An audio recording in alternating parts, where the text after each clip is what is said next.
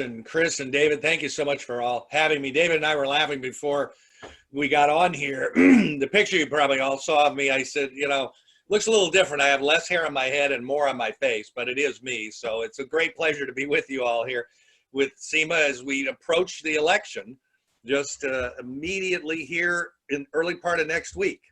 And I'm going to go ahead and share my screen, and we're going to run through the whole country to go through what each candidate at the beginning for president, Donald Trump, of course, our incumbent, and Joe Biden have to do to win the election, and which states to look for and pay attention to on election night.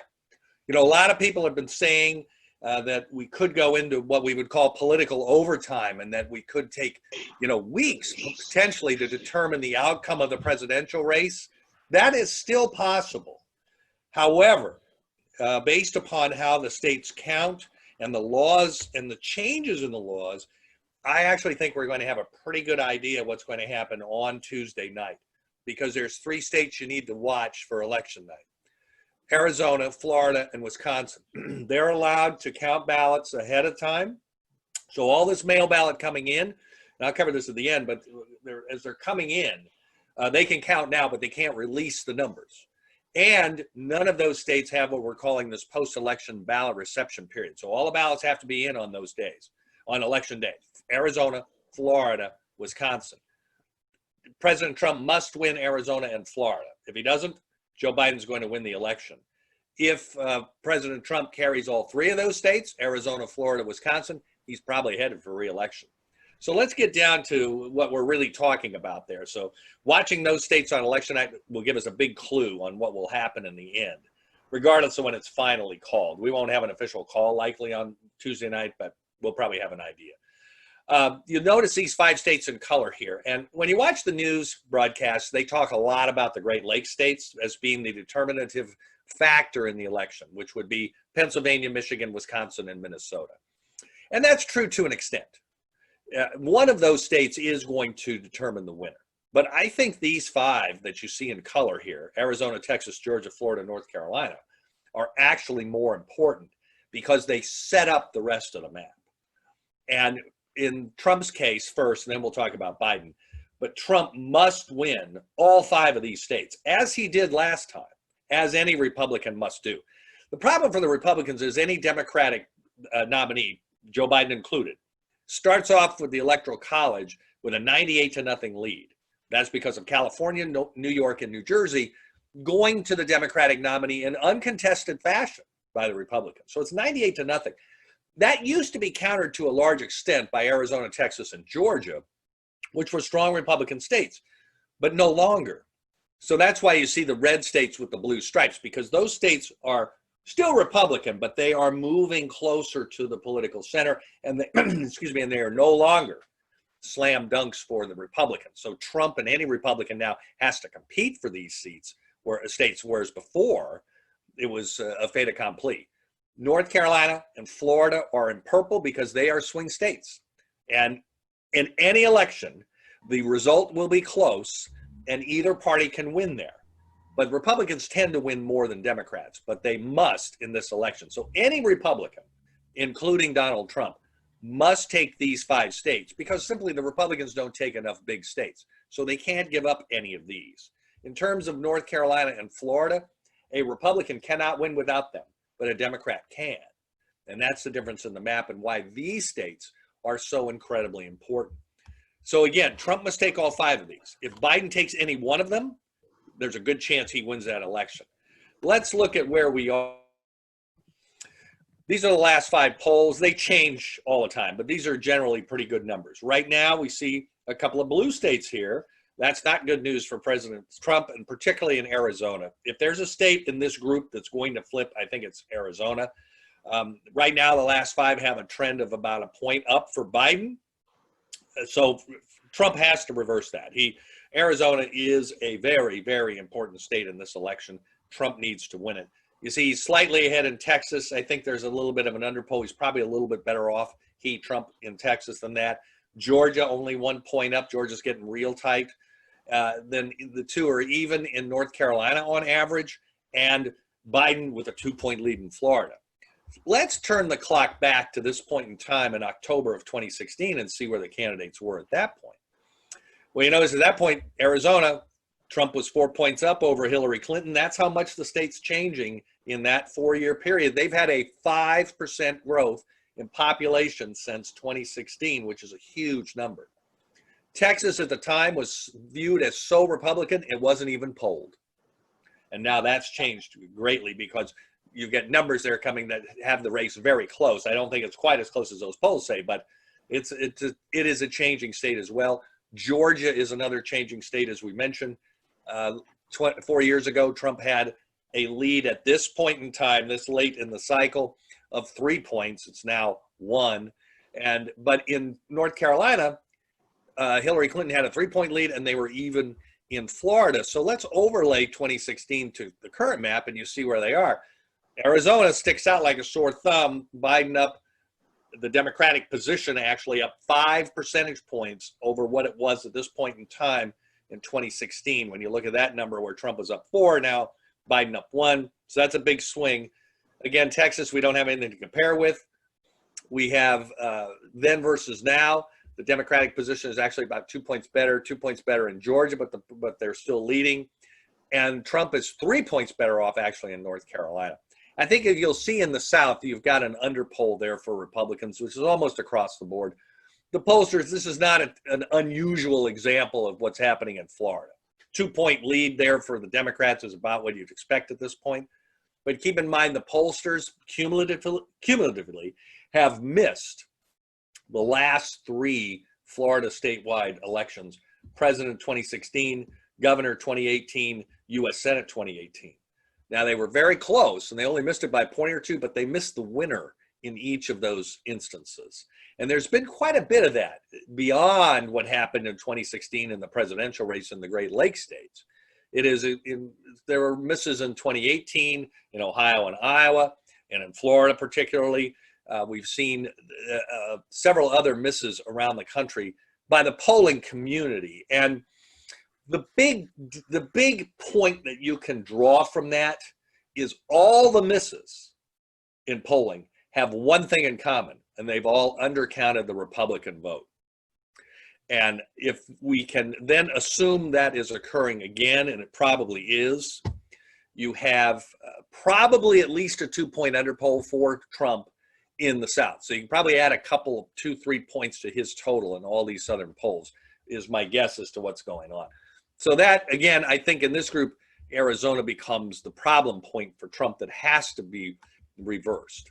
Let's look at the whole map now, because this then assumes that Trump does win the 5 southern states, that he does turn around in Arizona, wins Texas, wins Georgia, Florida, and North Carolina. Again, Arizona being the problem in this scenario. But if he does, what happens in the rest of the map? He's not there yet. But what has to happen? So now we see 2 other purple states, Nebraska and Maine. Why are they purple? Because they're not swing states.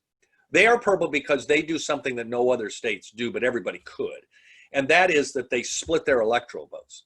So in Maine and Nebraska, you win 2 votes if you're a presidential candidate for winning the statewide count, and you win 1 each for every congressional district that you carry.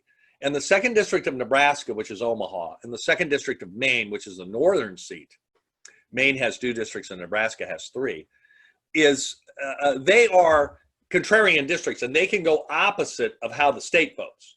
So that means that the losing candidate of that state, and these are the only 2 states where this happens, can actually pick up an electoral vote. That happened in 2016 with President Trump in northern Maine. It happened in 2008 when Barack Obama won the 2nd district of Nebraska. The reason I bring these districts up is they're important because they could cause a tie. If the other states fall as they may, if the 2 districts may be going opposite of their state, could actually cause a tie in the Electoral College, and that's why they're important. And what happens then? Well, the vote for president then goes to the House of Representatives, and it's the new House, not the current one, because it'll vote after the first of the year. And the interesting thing you have to remember about a vote going to the House, and that would happen in case of a tie, or in case some of these states cannot certify a final election result, which we could see if we get into a real protracted political overtime situation, where the difference between the and the votes coming in after the election could change things, we could be in for a real brouhaha that would be Florida 2000 with the Bush-Gore race on steroids. And if that happens and they can't agree or can't get to 270 votes in the Electoral College on December the 14th, then the House would take effect. But the House the vote for president in the House is different than any other vote the House casts, because the individual members do not have his or her own vote. Each state has one vote. So California, for example, with its 53 members, they have one vote. And the at-large states, like Vermont and Delaware and Alaska and Montana and 3 others, they have one vote too. So the vote in the Electoral College and in the House of Representatives for president, and this is done on purpose by the Founding Fathers some 240 years ago, was to create a situation that protects the small states and the rural areas. That's the whole reason for this. Because even at that time, they didn't want the bigger cities, at that time like New York and Philadelphia, to dominate the election. And that's why they created the Electoral College, to give the small states and the rural areas a greater say, or at least some say, in how the presidential race would come out. And that came definitely to fruition in both 2000 and particularly in 2016. Because if you take Los Angeles and New York out of the popular vote of 2016, that Hillary Clinton won by 3 million votes, Donald Trump wins the popular vote. And that's exactly why the Founding Fathers created the Electoral College, because they wanted a national election and not one dominated by cities. And that's why the Electoral College exists. So now we return to this map and we look at these gold states that get the most publicity right now in this election: Pennsylvania, Michigan, Wisconsin, and Minnesota. How many then, if Trump's got his southern tier intact, how many does he need to win the national election, assuming all the red states stay with him and the blue states stay with Biden? The answer is 1. Any one of those gold states would put Trump over the top. So that's why that southern tier is so important: Arizona, Texas, Georgia, Florida, North Carolina, because if you keep that intact, the rest of the map actually plays to Donald Trump's advantage pretty well. And that is because he only needs one of those states. Now let's look at what Joe Biden would have to do. Again, this assumes that Trump holds the 5 states. Biden can still win even if Trump holds the southern tier, but it becomes much harder because his margin for error is gone. Now again, if Biden cracks through in any one of these southern states, he'll win the election. So let's go up to Maine. Maine's a real important state in this election, in both the president and the Senate. A small state, 1.3 million people, 2 congressional districts, but Biden must get 3 votes out of Maine or he could lose. So he needs that 1st district of Maine to perform better than Trump wins in the 2nd district and take at least 3 votes out of Maine. Then we move on to how many states then does Biden need in the Great Lakes region, which are now green: Pennsylvania, Michigan, Wisconsin, and Minnesota. And the answer is all of them. So Biden has no more margin for error if Trump holds those 5 key southern tier states of Arizona, Texas, Georgia, North Carolina, because it sets up the rest of the map and actually becomes very favorable then to Donald Trump. So in taking a look at these Great Lakes states, let's look at where we are right now. And again, Trump needs to take one of these. Last time he took 3. He took Pennsylvania, Michigan, and Wisconsin by very small margins, but he won them. Let's look at the most recent polls. Well, they don't look very good for Trump. Biden is up on average 6 points in Minnesota and in Wisconsin, 9 points in Michigan, and 2 points in Pennsylvania. Where were we? We used the same overlay we used last time. We'll go back to 2016 and look at where these states were right at this time in 2016. And Hillary Clinton was ahead by 9 points on average in Minnesota, excuse me, 6 points in Wisconsin, 7 in Michigan, 6 in Pennsylvania. If we overlay the 2016 map with today, and remember, Trump needs one of these. His position in Minnesota is 3 points better. He's even with where he was in Wisconsin, and he won the state. The Democrats are 2 points better off now in Michigan, it looks like, than they were 4 years ago. Trump barely won, so that probably goes Democrat at this point. And Trump is 4 points better positioned today in Pennsylvania than he was 4 years ago. One of these states has to turn for him. In Minnesota is an interesting case. Minnesota is the most loyal state for the Democrats since 1972. That was the last time they voted Republican for president. Richard Nixon. That was the last time Minnesota went Republican. They're the most loyal state to the Democrats in the presidential election. And every single state has voted for a Republican candidate for president since 1972, except them. But Trump only lost by 1.5 points. He's in 3 points better position last time. He was 9 points down at this point in time, according to the polling, and he only lost by 1.5 points. So he picked up a lot in Minnesota. That's a changing state too. And there's a lot of unrest there, as we know, with the Minneapolis situation, the George Floyd tragedy happening there in Minneapolis. It could be a wild card state, and it's hard to say exactly what happens. But Trump could be in play there. We'll see how it falls at the end. But he is in better shape than he was 4 years ago in Minnesota. But again, one of these states has to turn for him in order to win the election. And that's where we stand. There's also potential leakage for both candidates. They have 2 states in their coalition that they've got to pay big attention to because they could switch to the other side. Iowa and Ohio for President Trump. Ohio, I think, is going to be fine. Ohio has switched back to becoming a Republican state. Why? It's a lot of the issues that you all deal with. It's the energy issues in the eastern part of the state. Not that you deal with fracking, but fracking. You've got the coal issue. That it's the energy issues that have brought that eastern Ohio, which was strongly Democratic because of the unions, now into the Republican column. That's likely to hold on for Trump to hold Ohio. Iowa can go back and forth. Iowa's always a tough state for both parties. You never quite know what's going to happen.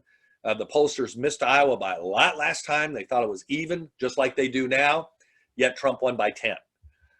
He needs at least some performance like that to make sure he captures Iowa, but he has to have it. Biden, on the other hand, could have some leakage in Nevada, and he could have some leakage in New Hampshire. New Hampshire is the most swing state we've had in the 21st century. They are a contrarian state now, and they go from top to bottom. They'll throw all the Republicans out 1 year. 2 years later, they throw all the Democrats out. Then they throw the Republicans out again. It's gone back and forth like that since 2000. And you've got a district there, the 1st district, which borders Maine. That district has defeated more incumbents than any seat in the United States since the year 2000. In fact, the last time they elected the incumbent was 2008. And this is in a House where over 90% of the members who run for re-election win. Yet this is a contrarian district in a contrarian state. So Trump is alive in New Hampshire. Polling looks good for Biden right now, but he only ended up losing New Hampshire by 2,700 votes last time. So those are states that the 2 candidates really have to pay attention to. And so the bottom line of the presidential race is all of the indices suggest a Biden victory. But they did last time too with Hillary Clinton, and we saw what happened. There was a path to victory last time for Trump. It all had to fall his way, that it did. Will that happen again? That's the big question. He had some negatives against him that he didn't have before. COVID is a huge negative for Trump because it's robbed him of his best issue for re-election, which was the roaring economy. And it's hurt him with the 65 years and older group segment. That was one of the strongest for him in the whole election last time. He'll still win that group, but his numbers are down. So that has to be reversed here as we get into the closing days here for him to hold on. So that's how we look. I think it's still up in the air. Polling suggests a Biden win, but they were wrong last time, so we'll see what happens this time. Let's convert into the Senate races here. We've got a very active U.S. Senate cycle now. It's particularly active this time because the Democrats are talking about removing the filibuster if they get the majority. The filibuster requires 60 votes for major legislation. That would be a very important thing because if they take the filibuster away, and they can do that with just a majority vote in the rules package, then we've got them being able to pass their entire agenda with just 51 votes. And that means, and they'll continue to control the House. And if Biden's president, that means we're going to have all the stuff they're talking about. So it could be a dangerous situation. So then you've got the map that we see now. There are 35 Senate races up this time.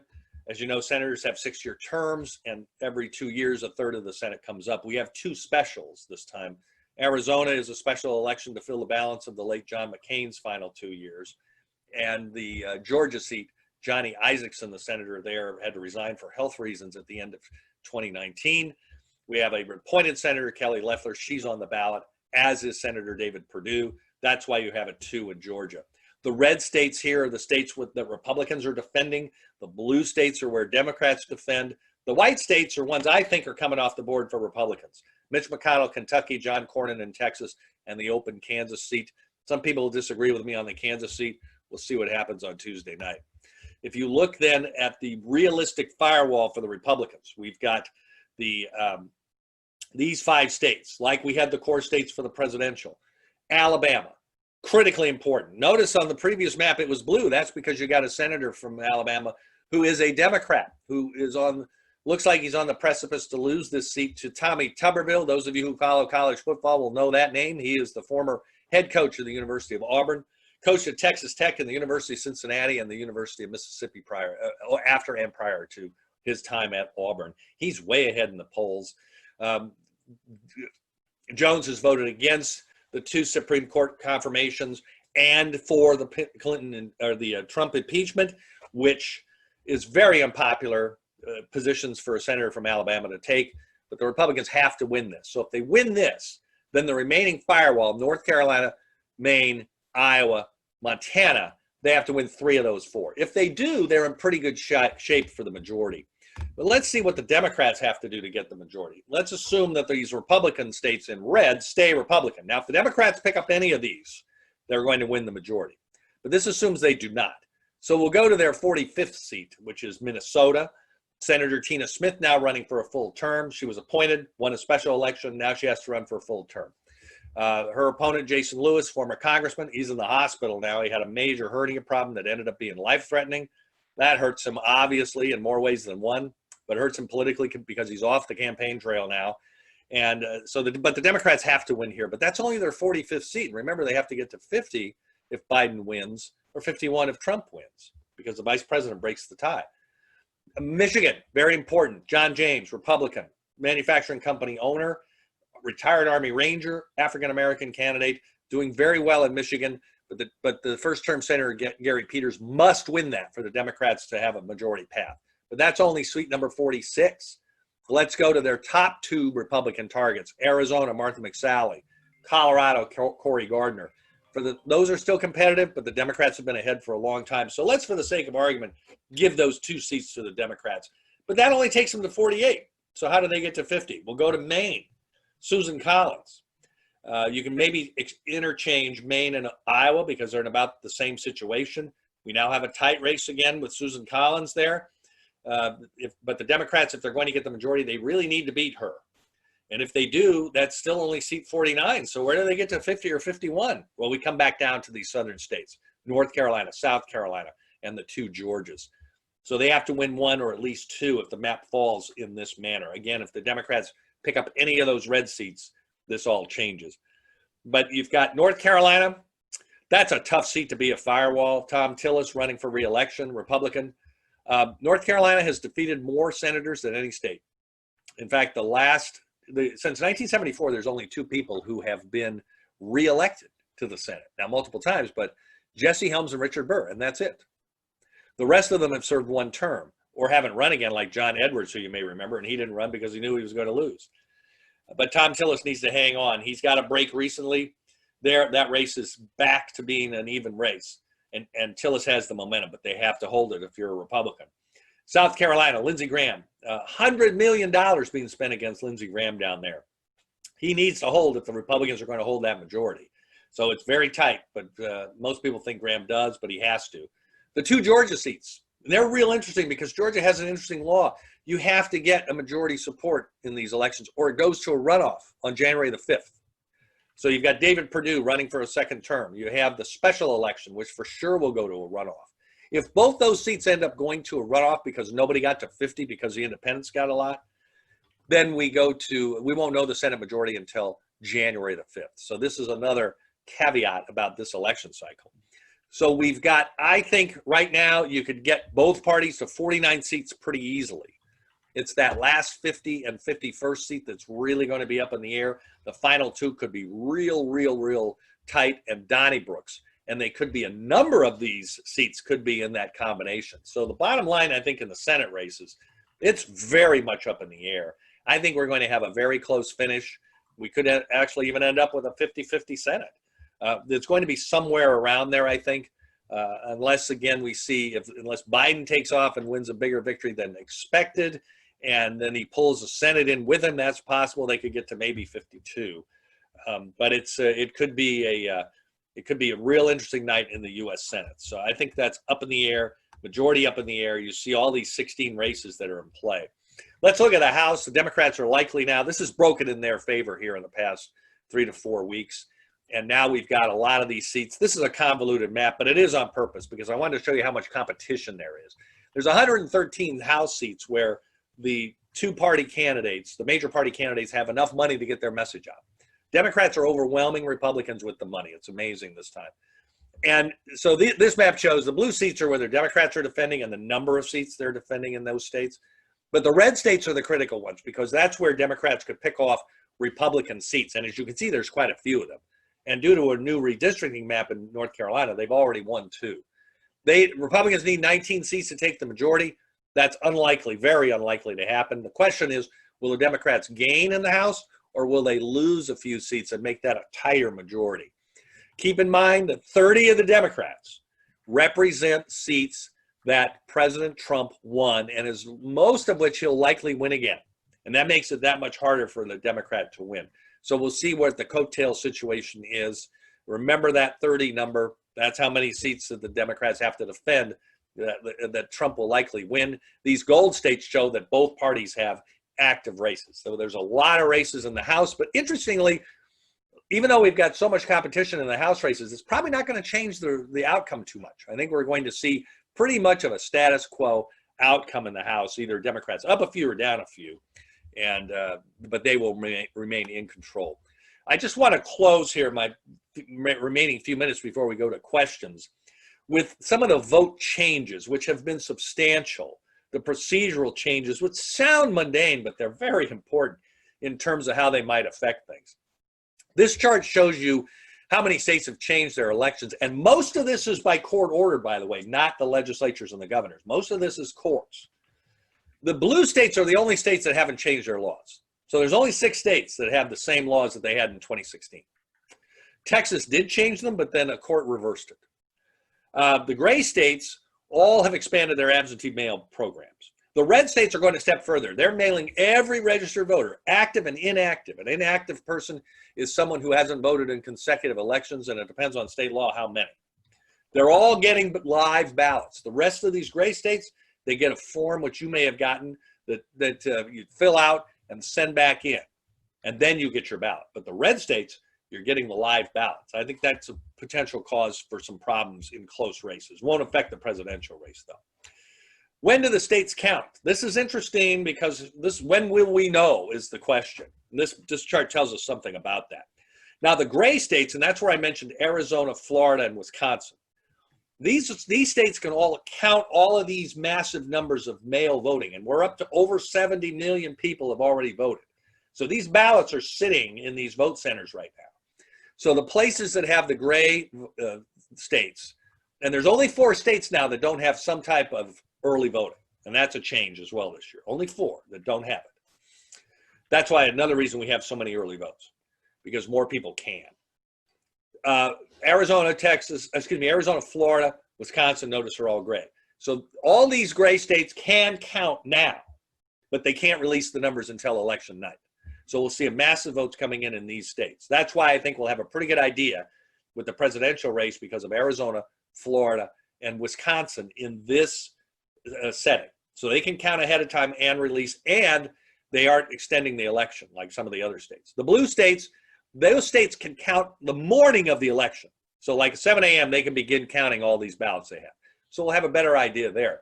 The red states, and there's a lot of big Biden states here, California, Illinois, New York, they have to wait until the polls close to begin any counting. So that's where we'll have kind of a disparate situation in terms of returns. Here's I think what could be troubling if we get into a political overtime, where the election, particularly for president, is close and we don't know the outcome. These states in red and blue are allowing ballots to come in after the election. The blue states, you have to have a postmark on November 2nd. The red states, you have to have a postmark on November 3rd. But here's the misnomer about a postmark. Under postal regulations, a metered mail, mail with an indicia, mail from an organization is not postmarked. And you can argue, well, in some states, the ballots are going to fall into one of those categories. In fact, maybe most of them. What you get is an electronic barcode that tells you when the post office receives it, but not when it was put in a box. So you could have a lot of ballots coming in after the election in that situation, and that's what's going to be challenged if we have a tight election. If the Bloomberg news model is right, where Trump is going to be ahead on election night after in-person voting, but not after all the mail votes are counted, this is going to be a point of controversy, this post-election ballot reception period. And let's look at the states where it's most affected. These are the battleground states, and the new day, most of this is by court order, on the new day that we will see that they will accept ballots. November 12th now by court order in North Carolina, November 13th in Ohio. California is already to November 20th. That they'll still accept these ballots. So California's not going to affect the presidential race, but it is the House races. So I think we're going to see some major controversy, and in places like Pennsylvania in particular, North Carolina, and Iowa, they have situations in place now that they are not going to verify a person's absentee ballot signature with that person's voter registration card. That's going to lead to very major chaos if we're in a big political overtime situation where the outcome in the presidential race is unclear. We will be there in some of these Senate races and in some of the House races. These are the states to pay attention to, because these are the states where most of the problem is going to be happening, if there is one, particularly North Carolina and Pennsylvania. You watch those states, that's where we're going to be in a brouhaha situation, and it could get very bad if the race is as close as some people think. So Gary, with that, I am going to yield back just with a final comment that I think the presidential race is still up in the air, even though all the pollsters think Biden's going to win, just like they all thought Hillary Clinton was going to win last time. The Senate races, I think, are too close to call. I think either party can still get the majority. The House will remain Democratic, and I think we could have some post-election problems based upon how the courts have changed these laws. So with that, I'll be happy to take a few questions here in my remaining time. So before we start asking questions, I just want to let everyone know, if you would like to raise a question, ask a question, you guys all are muted, just raise your hand. It's at the bottom of your screen, or you can type in a question in the Q&A box. And to start off, we did have one question from Kevin Beckett, who asked, why doesn't the same Ohio rationale apply to PA in regards to energy? Oh, I think it does in the western part of the state.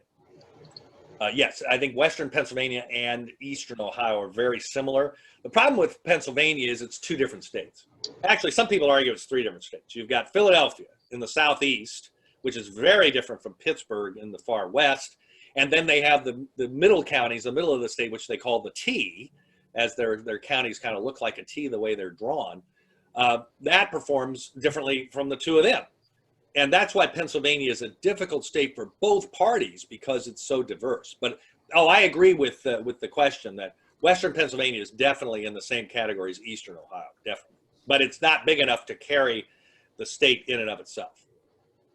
All right. Next question from Lou Nazaro. He asks, Mitch McConnell versus Amy McGrath. Your thoughts? Mitch McConnell's pulling away there. Amy McGrath has raised a huge amount of money. She was the leading fundraiser in the whole United States for the Senate races, but not anymore because Jamie Harrison in South Carolina has overtaken her.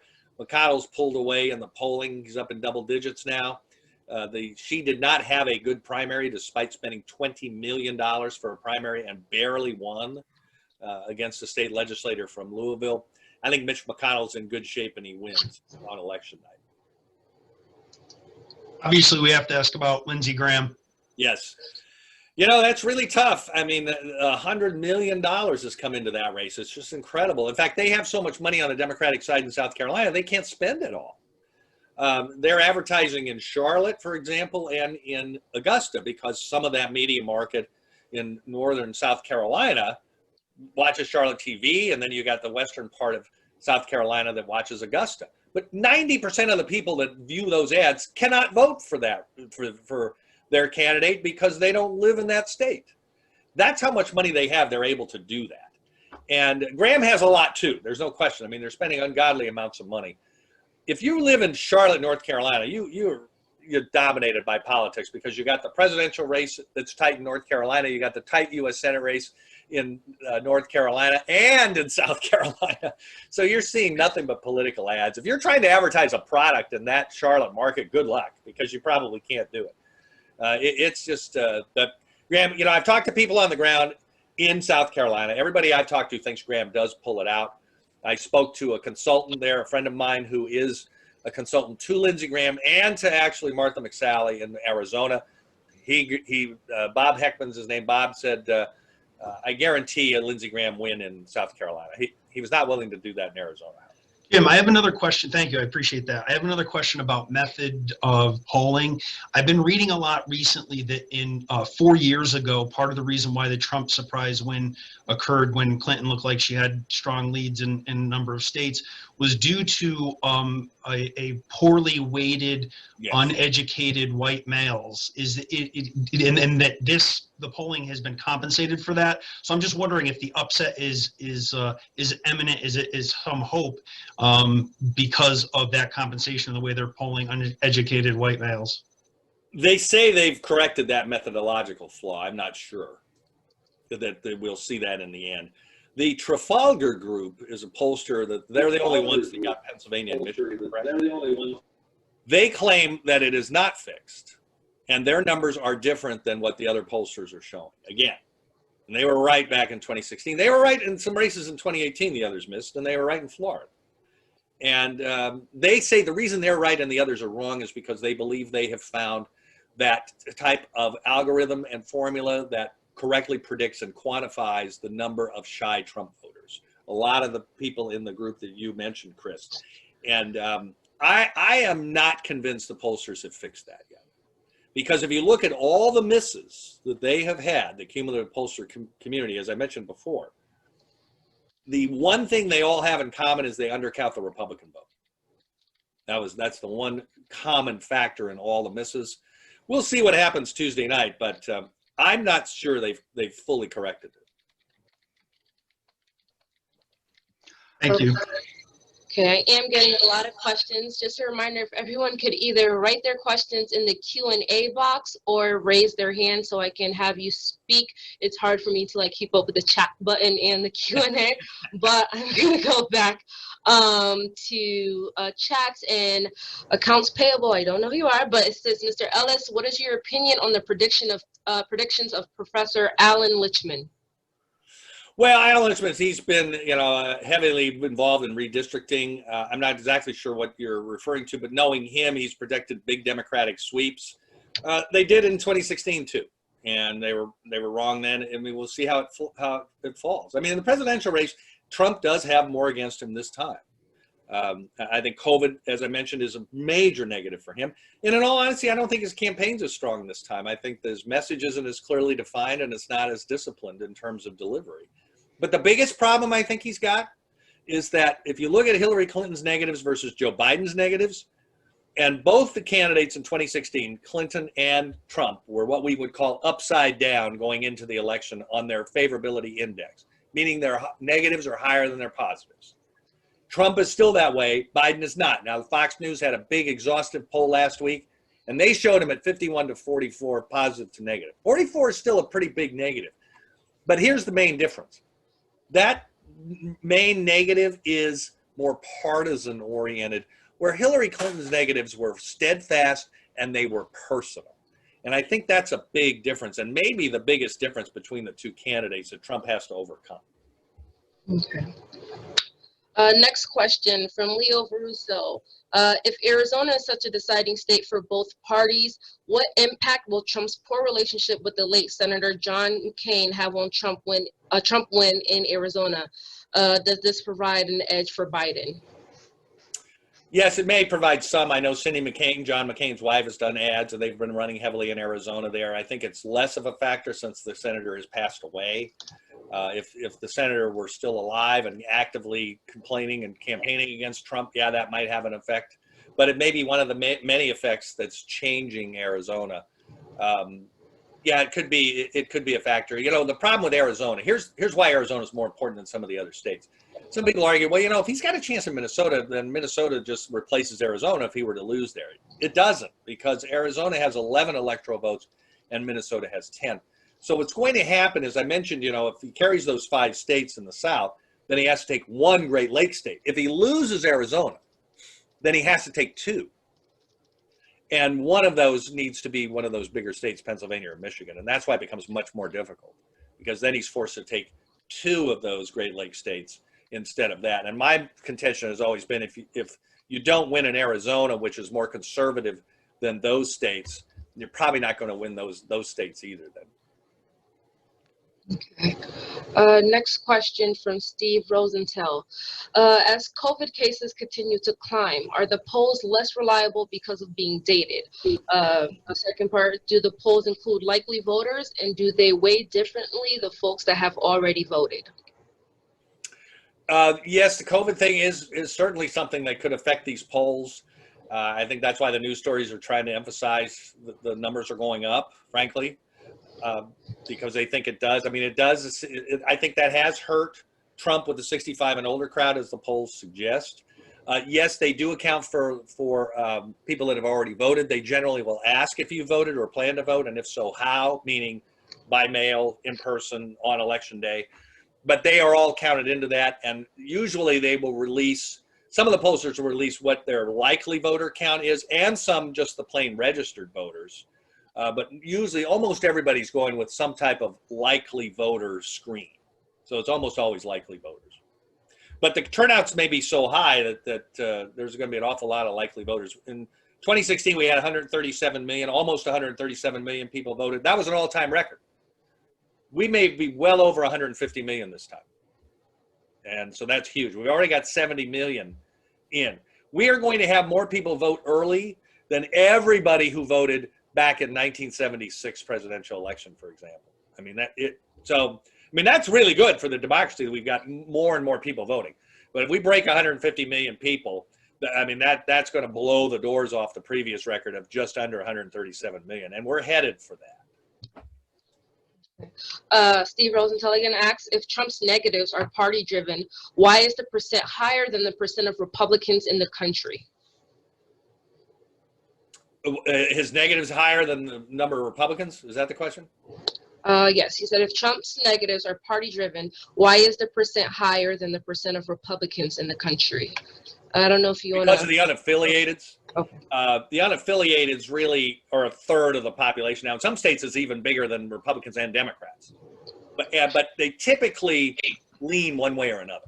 If someone says, well, I'm an independent, or I don't register to vote. And keep in mind, in 23 states, I believe it is, the states don't register by party.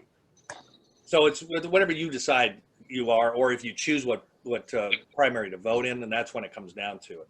But it's because of the unaffiliateds, and that's such a large number, and how they're breaking popularity numbers. Jim, I know we're coming to the end of your time, yes, and we're going to have to move on. Just the last question, yes, is the early voting that occurred when the polls appeared that Biden was in a much stronger position. Does these recent polls take into account that people voted maybe a couple of weeks ago? Yes, I believe they do.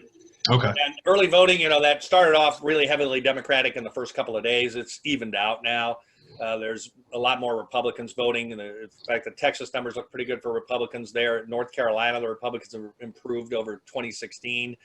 And but Arizona, for the first time ever, we've got more Democrats voting in early voting than Republicans. So that's another sign on Arizona. Just for example.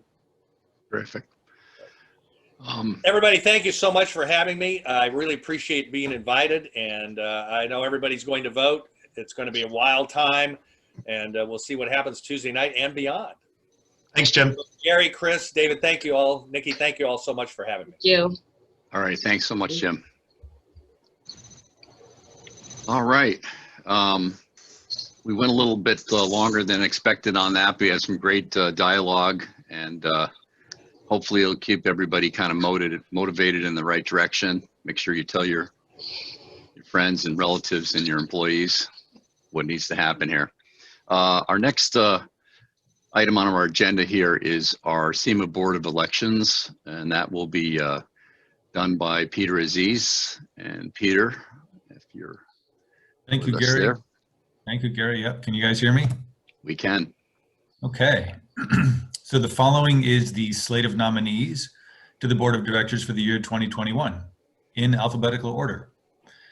Peter Aziz, BantamWesson; Rick Bologna, Westmore Fuel; John Bowman, FF Hitchcock; Katie Childs, Tuxas Oars Fuel; David Daniels, Daniels Energy; Mike Davino, Mercury Fuel Service; Joseph Dominic, Dominic Fuel; David Foster, Wilcox Energy; Royce Friedman, Standard Oil of Connecticut; Dick Gaeta, Guy's Oil; Sam Galt, Galt Family Companies; Eric Gautier, Gautier Fuel; Matt Harrison, Gulf Oil LP; Jeff Jennings, Jennings Oil and Propane; Fred Lord, Cetane Associates; Mike Matarese, Petro; Charlie Mazzella, Benvenuti Oil; John McCusker, Global Companies LLC; Matt Mitchell, Norbert E. Mitchell Company; George Pirelli, F. Pirelli and Sons; Howard Peterson, Peterson Oil Service; Sharon Peterson, Apple Oil; Stephen Rosenthal, Leahy's Fuels; Peter Russell, Santa Energy; Ed Ryan III, Ryan Oil; Steve Sack, Sack Energy; Gary Sippen, Sippen Energy; David Sousa, J&A Waterville Oil Service; Jennifer Tracy Carlo, Tracy Energy; and Frank Troiano, Troiano Oil. That is the slate in its entirety. May I have a motion to move the slate? So moved. Thank you, Katie Childs, and a second. I will second that, Peter. Peter Russell, great. Okay, so the slate has been moved and seconded. Are there any questions, discussions, or nominations from the floor? I think if you're on video, you can simply raise your hand. Hey, Paul. For nominations from the, no, this is for nominations from the floor, guys. Hopefully there weren't that many. Seeing no hands and no further discussion, then let's vote in favor. Please raise your hand. Aye. Aye. Aye. And any against, please wave your hands wildly. Seeing none, the motion carries. We have a board of directors for the year 2021. Gary, back to you. All right, thank you very much, Peter. All right, our next guest speaker here is Paul Nazaro. Did want to also mention that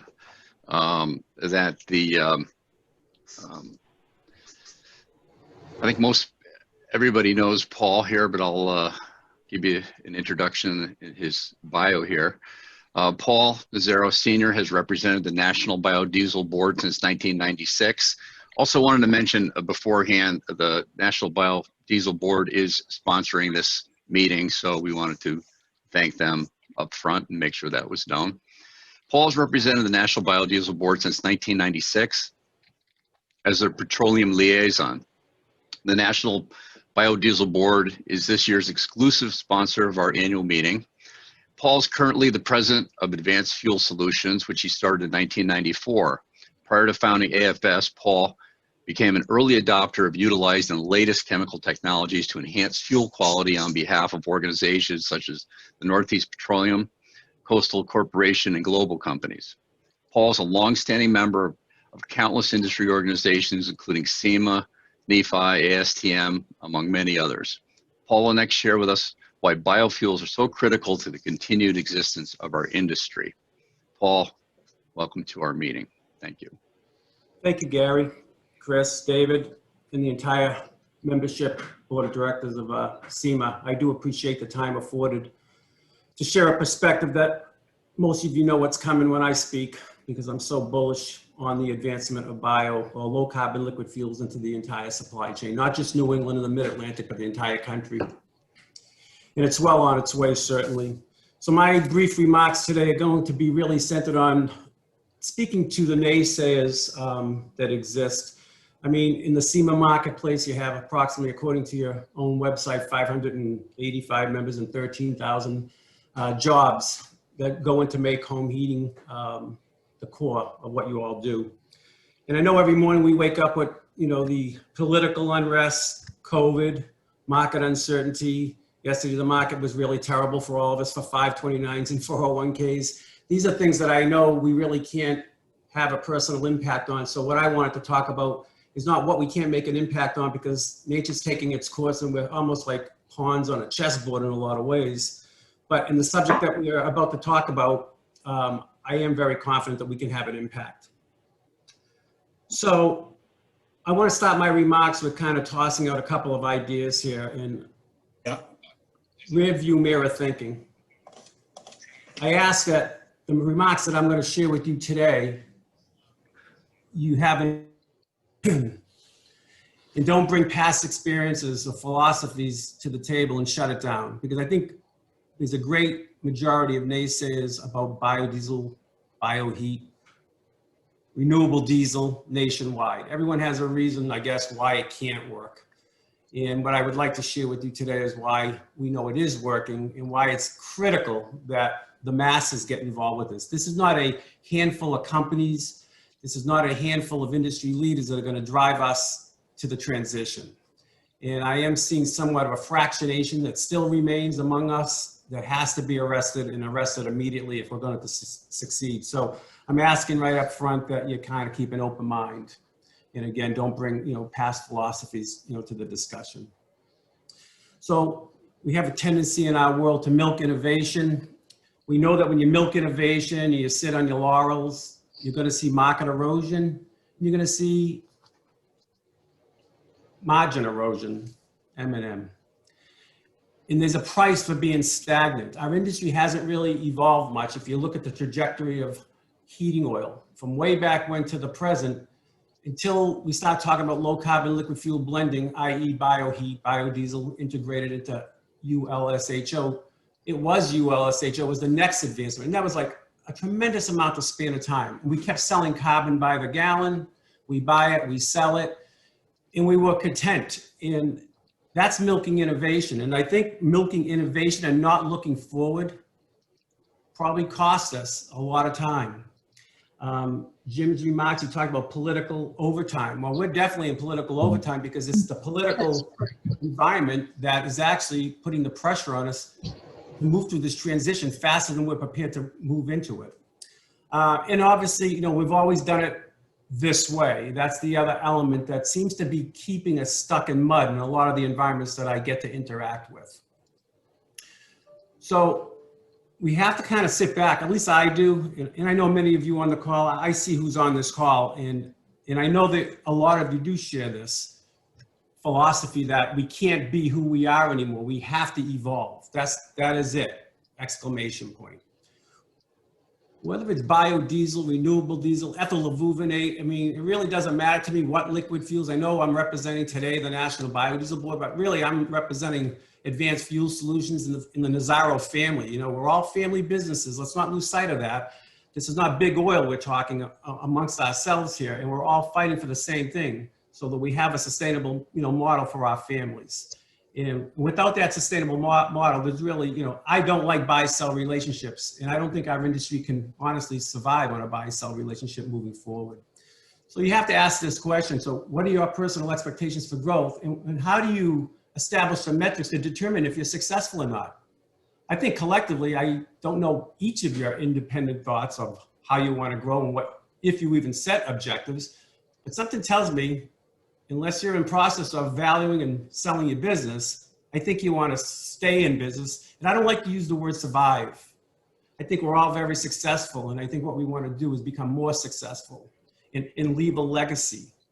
That's how I was brought up in the business. It was like terrific. And there's a lot of legacy family businesses here on this phone call today. I mean, I recognize the faces and the names, and it was either your family that brought you into it and you nurtured it, and you're hopefully going to leave it to your family, but we have to make this move. So I wanted to share with you, for the people on the phone today that really don't understand how it started and where it is at the moment. So just a little bit of history, please. So like Gary said, when I started my company, I was kind of blessed with an opportunity to represent the National Biodiesel Board. It was like right place, right time. And I did enjoy their story. And I did think the story had a lot of merit because I was always a value-added type of thought, minded guy. And I said, what if, what if this will work? So I've spent most of my time crawling across the country talking diesel transition. But then back in about 2003, it became clear that we can integrate this product into heating oil. That's how this started, with an idea. If it can go into diesel, why can't it go into home heating oil? And why can't it make home heating oil better? Because if you recall, there are our own studies through NORA that suggested we were challenged. Our consumers start to look at us a little bit skewed, saying, listen, I don't really want all these service calls. You know the story. There was something to repair. That's what I saw. So on or about 2006, back in 2003, I penned a memorandum to then John Beatty, Waylon Litsky at Brookhaven, Roger McDonald, who's no longer with us, and a few other people. And I asked them to look at the technical challenges before this opportunity. And coming from a sales guy's mentality, you would think, why would you even think about that? Because I knew we would have to tackle the technical issues associated with putting two fuels together. And that's how it started. A letter to a handful of industry technical leaders saying, can we do this?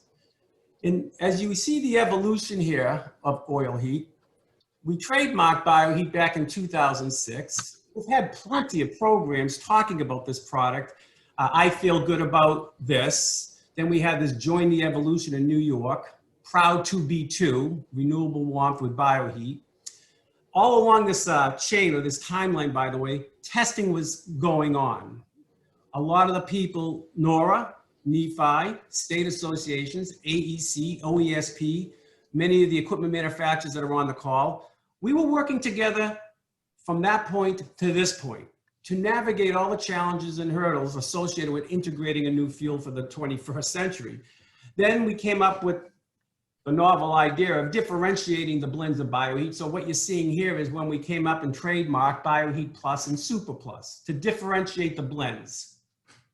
And as we move in here now, we know the biggest revelation is when NEFI came in on the scene and they made a decision to create the Providence Resolution. I don't have to give a lesson on the Providence Resolution. We know what that's all about. And the Providence Resolution became the catalyst of aligning all of us together into one voice and go forward. And now as we sit here today, we have a couple of great ideas here by some of our more prevalent marketing organizations. One Industry, One Choice is something that Chris and other states ran with recently. And then, the Net Zero Hero program that's out in the market right now in the New York area and probably going to go into other areas too. So again, this is for those that are just coming on board. We've been doing this since 2003, probably too long. Sometimes I wish what I had done was more like speed chess, click the thing, move the pieces. But unfortunately, this became a much more calculating and long dragged out process, a lot longer than I would have enjoyed. So where are we now? So everybody knows after the Providence Resolution, Sean and Jim Calora, who I admire an awful lot, they have a great team of people, Ed Scott, Peter Aziz, and many, many others, Charlie Ugoletto. I don't want to leave anyone out, but it's the team that's put a tremendous amount of time and effort into determining what do we need to do to get to where we need to go to meet these goals, B20, B50, net zero, long-term, 2050. So just as you know, NEFI did have recently Summit 2. Carney Group came out. They created the roadmap to success, collecting all the information from a lot of the parties that are on this in this meeting right now. And they fractionated the systems into policy, technical, heat source, infrastructure, and communications. Those are the groups that have been working months to find the roadblocks, correct them, and move on. We got to move on. Policy is the singular driver because without the policy, not much is going to happen. It's just, you'll always have a boutique fuel. Dealers, and terminal people that want to blend it, have their own little campaigns. That's not going to work. Boutique fuels for this is not going to work. This has to be all or nothing. So if you weren't one of the people on the committees, don't feel like you were left out, because I'm going to tell you right now, if you don't remember one thing I say after I step down here in a few minutes, you are the single most critical person in this entire process. You, whoever I'm talking to, okay, in this virtual world here. Dealers are critical. You need to adopt, support, and execute this vision. If you disagree with your vision, you have an obligation, if you're staying in the business, I believe, to tell leadership where they're going wrong and help us readjust our compass. The reason you're the single most important in the conversation, important individual in the conversation, dealer, is because, as I see it after 30 years in the heating oil industry, we are trusted by our customers. That's big. And people say, well, we need a lot of money, we have to market this, we got to tell the story. That's true, but guess what? We don't have to wait to have a lot of money. If the dealer believes it, if the dealer understands that the future of their family business is at stake, and it is, I'm not going to debate that subject today, it is, then you need to talk to your consumer about this, the customer that believes in you and trusts you. You're going to be the conduit of information, so we can empower you to tell you why, but you're going to have to tell the consumer. While all these great marketing programs that the industry assembles, that's going to come. It's already here. You can use them. There's a tremendous amount of market materials that you could use if you want to. But unless you believe this, unless you can convey it to your customer, it doesn't work. Policy. In your own communities, you have to be politically active. If you think your state executives like Chris, David, you name them, there's 23 NORA states, they're one-arm paper hangers with minimal resources, especially human resources. They rely on industry leaders. But it's not just the same people that are on the board that just got elected for another term. It's the hundreds and hundreds of other people, hundreds and hundreds of other people that are not talking to their political leaders in their communities to explain to them, hey, we have a solution for carbon reduction to meet net zero. We have a plan. Don't allow electrification to dominate the landscape and take an only seat at the table. Because natural gas and propane, honestly, will not be your future competitor. It will be electric heat pumps, exclamation point. So you need to be talking internally to your own political leaders. Industry collaborators, you have to educate them and encourage them to buy in. This is not just your battle. As an additive supplier to the industry, it's my responsibility to take a role in this as well. Whether it's a financial contribution to the state associations and the advocacy groups like Nephi, we have to get everybody, the rag salespeople, the pumps and the pipes, you name them. If they're feeding off our industry, they need to help us protect it and grow it. So this is why I'm segueing here. Policy, technical, heat source, infrastructure, and communications, what the system's working on, but you have a job to do too, if you choose to do it. And that is to start talking to your customers, become real competent in the subject matter. We need you to transfer this information. It is an overwhelming task to think that your state leaders and your national leaders are going to do this for the home heating oil industry. So you probably recognize this. This was a graphic that CEMA used to promote an event that we had. And we do enough of these events. I mean, if you're not at the table for the event, there's going to be plenty more to sign up on. And normally they're free. But are you ready to grow is the question. Just like I asked earlier, what are your goals, your aspirations, and how are you going to metric your success? But these are the type of things that we need to get you really savvy in. So how is BioHeat different? The magic question is, will equipment need adjustment? How do I speak to my customers about this product? How do I convey to them the need to go to a low carbon liquid fuel, and how do I convey that? What are the selling points? And more important, if I'm the customer now and I don't know any about, hey, what's in it for me? Why do I need this low carbon liquid fuel? And that starts with you all getting on board and exploring the road to net zero. These are the two programs. This is just a snapshot. There's tons more. So there's no shortage of communication tools at this point in time that I can see. I mean, it's here. And I'm just giving you, I'm not endorsing these programs. I'm just saying, you pick the winners, create your own. Do whatever you have to do, but do it. So you're not alone in the venture. I'm here to say, we've been here. We've been here since 2003. We're not leaving. I hope the market continues to expand. I hope other national biodiesel board type organizations come in and collaborate with us, because we're going to need all the potential low carbon options as we can to get to net zero. This is not a one product play.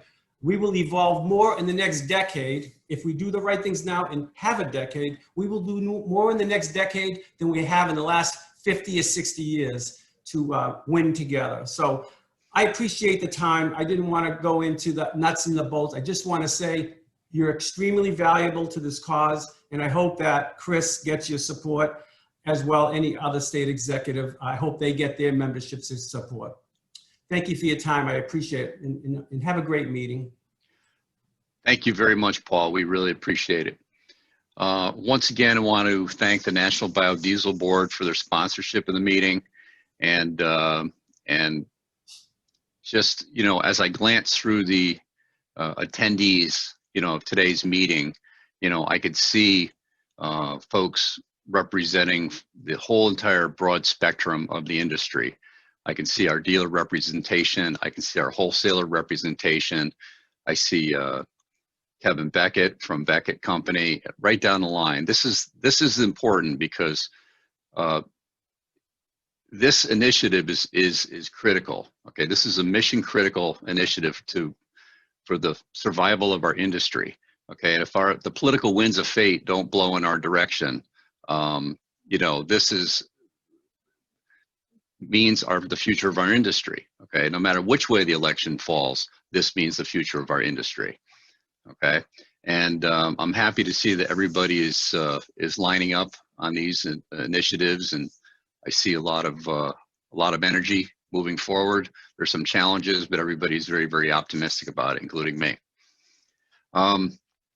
Next on our agenda, we have our awards presentations by Mr. Aziz again, and we have a few of them lined up here. So Peter, I'm going to turn this over to you at this point right now. We have our Marketer of the Year award presentation.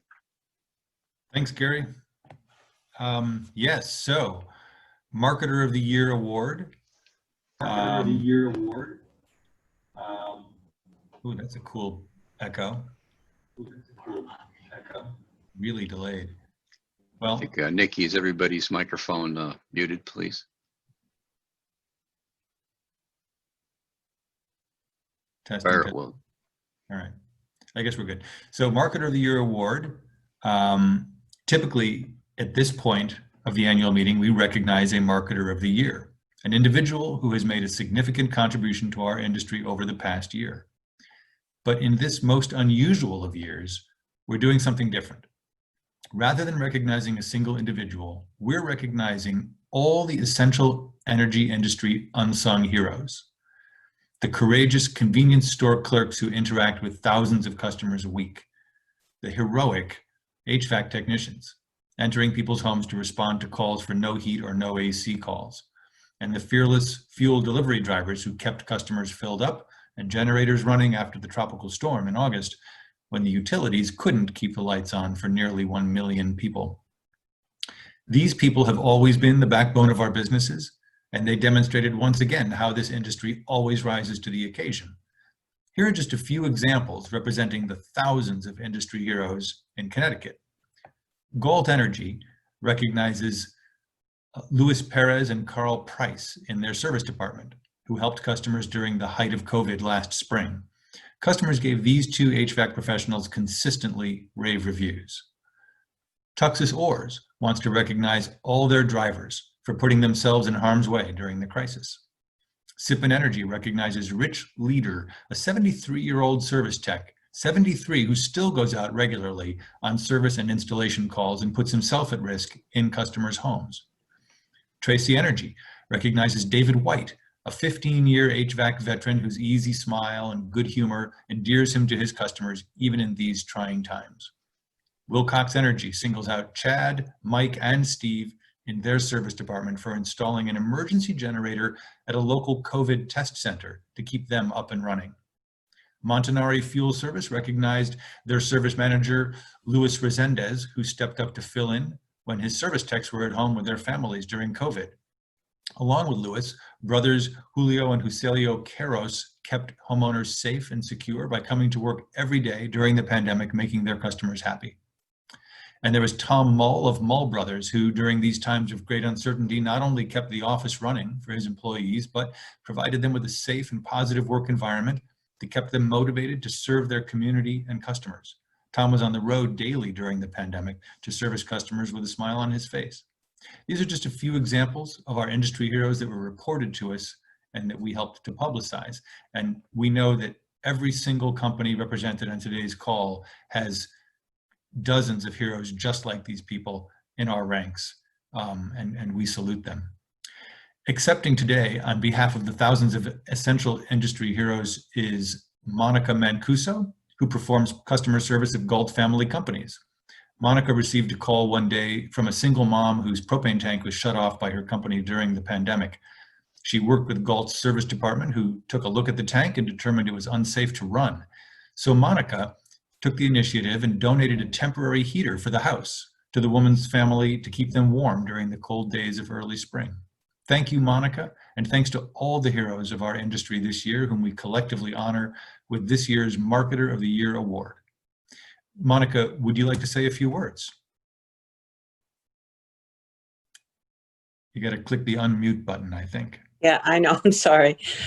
Yeah, well, thank you. Yeah, it was a great feeling to be able to do that for the woman. I was in her same situation at the same apartment years ago, so it really meant a lot to be able to, leave her that little heater.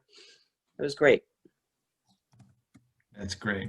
Well, thank you for doing that. Thank you for representing everyone at Galt and, in a way, everybody in the industry. So thank you, Monica. Thank you. At this point, ordinarily, hundreds of people are standing up and clapping. So just picture that. And you're in a rarefied group. So here's to you, Monica. The next award we want to give is our Associate of the Year Award. And it goes to Marty Kirshner of Gray, Gray, & Gray.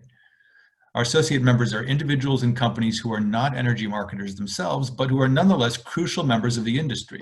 Associate members are critical in helping bond the disparate parts of our industry together through information, education, advocacy, resources, and advice, and making the whole greater than the sum of the parts. In all these categories of support, the accounting firm of Gray, Gray, & Gray stands out. It is therefore with great pleasure that we present our Associate of the Year Award to Marty Kirshner, CPA, MSA, Gray, Gray & Gray's liaison with CEMA and Connecticut marketers. Marty and Gray, Gray & Gray regularly provide our industry timely and very useful accounting and financial advice tailored to marketers. This year, they went beyond the call by offering specific guidance related to the pandemic, especially detailed information on the CARES Act, including financial incentives and tax credits. They provided step-by-step guidance on how to apply for the SBA's Payroll Protection Program loans, and then how to apply to get them forgiven. These were mostly done through a series of very informative webinars, which got live audiences of up to 400 attendees. Since joining the firm in 2008, Marty has served as a key member of Gray, Gray & Gray's Energy Business Practice Group and Employee Benefit Plan Audits Practice Group. Marty's also a director in Gray, Gray & Gray's Client Services Program. He regularly presents at industry events, including speaking engagements at energy industry conferences and trade shows, including the Eastern Energy Expo, PGAIN, the Nephi Heat Show, the Southern New England Energy Conference, and at association meetings for the Connecticut Energy Marketers Association and Energy Marketers Association of Rhode Island. He's a regular contributor to energy industry publications, including Oil and Energy. Marty, on behalf of all of us at CEMA, thank you for your contributions and your company's contributions to the industry in your leadership and invaluable advice in these turbulent times. And congratulations on being 2020's Associate Marketer of the Year. Marty, the floor is yours. Thank you, Peter. On behalf of Gray, Gray & Gray, I just want to thank you, Chris, David, all the folks at CEMA, and most importantly, the members of CEMA for recognizing us for this award. It really is an honor. It's been a very difficult and unusual year for all of us, and we've been forced to adapt all of our business practices. For us, it's really been advising clients and members through, as Peter mentioned, a series of webinars and putting content out there that just helps you deal with the challenges that come up, which seem to be coming up a lot more regularly than we're used to in the past. We're going to continue to adapt to this changing environment. We're going to continue to provide content. We're going to continue to thrive to be a valuable resource for the energy marketers of Connecticut in SEMA. And, you know, for those of you that we are lucky to call clients, I thank you for letting us work with you and advise you on your business. And for those who I haven't had the pleasure of working with yet, just know we're here to support you. We're here to support your business. We're here to support the industry. And thank you again. It's a tremendous, tremendous honor that we take very, very seriously. Thank you, Marty. Again, roaring crowds, flash bulbs, you know, beautiful women kissing you in front of lots of these people. It's just amazing. So take that home. Okay, our last award is a Lifetime Achievement Award, which we don't give out every year. This is a special award which goes to, well, let's say that when we talk about the unsung heroes of our industry, we must speak of Gary LeBreak, who's helped us, well, not only SEMA for the past 30 years, but also generations of truck drivers with their DOT training and getting their CDL licenses. Gary started his career in transportation, first working for the State Police Truck Squad from 1973 to 1986, out of a desire to be in public service. Later, he was promoted to Public Safety Inspector with the Truck Squad. And during his tenure there, he had some memorable experiences, including being on the scene at both the 1983 Mianus River Bridge collapse, as well as the Stratford toll booth crash, where 6 people were killed. Back in the 1980s, DOT was just rolling out new regulations, especially on the transportation of hazardous materials. This was new to everyone at the time. Fortunately, our industry had a resource, Gary LeBreak, who worked both for us and for the Motor Transport Association. In those roles, Gary trained drivers on DOT compliance and hazmat transportation, helping them understand and pass the new hazmat tests required by DMV. Through the American Trucking Association, Gary also trained some 35,000 drivers in 19 states by ATA's own estimate on those new hazmat tests, helping us get our CDLs. And Gary, I want to point out that I'm one of those drivers you trained and retrained every time the hazmat on my CDL came up for renewal. So thank you. Not only did Gary do our training, but he also ran SEMA's, then ICPA's, annual truck show held at Holiday Hill or Mountainside, which many of us will remember. Gary was also a great policy resource for SEMA, advising us on new regulations and trends in DOT compliance and answering the myriad of questions we threw at him. Members may not have realized it, but when they asked SEMA staff any transportation-related question, and we seemed to give them back sage advice, it was only because we got the answers first from Gary. Gary, you made us look good. On behalf of our industry then, and the generations of drivers you've trained, Gary, we thank you for your service, and we honor you with SEMA's Lifetime Achievement Award. The microphone is open.